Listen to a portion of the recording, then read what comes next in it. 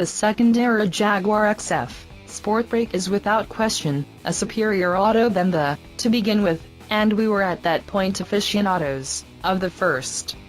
In oil 2.0 appearance it costs £42,435 and has 247 bhp, and a 155 mph best speed. However, as with any home auto, the most vital thought with the Sportbrake is the space it offers. What's more, this new enhanced form is one of the roomiest in its class, gloating a 565-liter boot with the seats set up and 1,700 liters when the back seat is collapsed level. The heap zone is totally level too, making the space accessible, about more or less usable this level.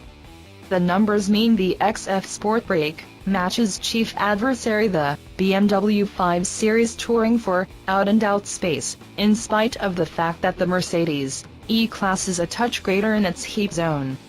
In advance you'll locate a similar well-constructed if marginally unsatisfying cockpit in addition to a somewhat outdated infotainment screen that neglects to coordinate the best on offer in German opponents. The truth of the matter is, the XF, in Sportbrake or Cantina pretense, still trails its key opponents with regards to tech usefulness. There's no Apple CarPlay or Android Auto programming, for instance. The individuals who depend on their cell phones in their autos may think that it's disappointing to collaborate with the XF. That aside, the quality inside the new Sportbrake is difficult to blame, and the front seats specifically are phenomenal in both the help and solace they offer. In addition, the discretionary new 1,125 pounds all-encompassing rooftop likewise looks awesome. Question is, however, has the change from refined Cantina to functional load lugger hurt the most recent XF's fine driving elements?